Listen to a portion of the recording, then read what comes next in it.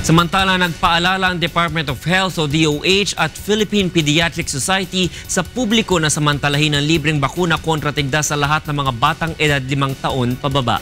Ito malita ni Joan Nan.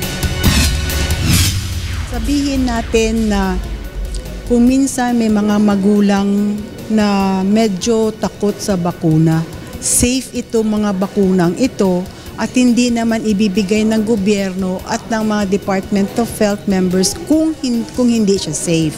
Okay? Para maligtas sa tigdas yung mga anak nyo. Muling pinaalala ng Department of Health at Philippine Pediatric Society sa publiko na samantalahin ang libreng bakuna kontra tigdas ng kagawaran para sa lahat ng mga batang edad 5 taong gulang pababa na bakunahan na o hindi pa.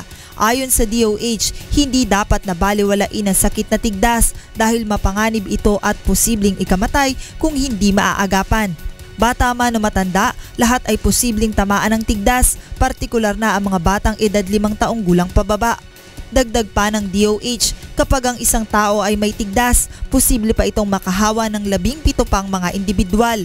Sa datos ng Department of Health, simula January 1 hanggang July 5 ngayong taon, nakapagtala na ang kagawaran ng mahigit sa 16,000 kaso ng tigdas sa bansa at 71 rito ay namatay. Karamihan sa mga kaso ng tigdas ay naitala sa National Capital Region na umabot sa mahigit 13,000 kaso, habang nasa halos 9,000 sa Region 4A at mahigit sa 5,000 sa Central Luzon Region.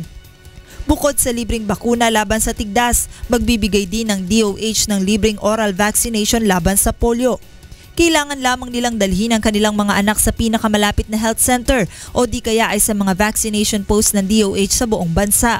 Target ng DOH na makapagbakuna ng 11 milyong bata kontra tigdas, habang nasa 13 milyon naman para sa polio vaccination. Ayon kay DOH Undersecretary Janet Garin, bumuo na rin ang kagawaran ng sistema upang masiguro na ang lahat ng bata sa bawat lugar ay mababakunahan. May mga grupong mag-iikot, random survey ng 20 houses na may mga bata, at bawat 20 houses titingnan nila kung meron bang na-missed na bata. Yung malayo pa siya sa 95%, doon po pupunta yung atong mga door-to-door campaigners. That's what we call map up. Yung susuyuri nila, yung areas na hindi pa kayang umabot ng almost 95% on the 3rd week. Tatagal ang libreng bakuna laban sa tigdas at polio hanggang sa ika-30 ng Setyembre. Nanawagan naman ng Department of Health at Philippine Pediatric Society na suportahan ng proyektong ito upang mapigilan ang pagdami ng kaso ng tigdas at polio sa bansa, lalong-lalo na sa mga bata.